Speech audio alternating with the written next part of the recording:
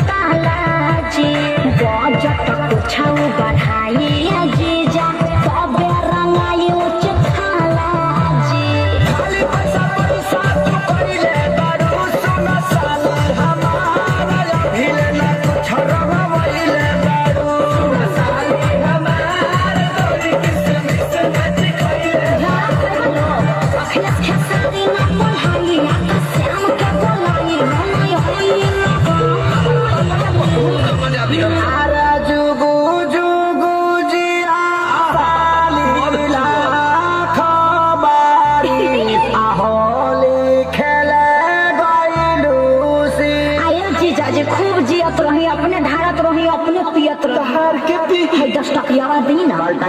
अब 2 रुपया होते हैं 2 रुपया 2 रुपया होते हैं 2 रुपया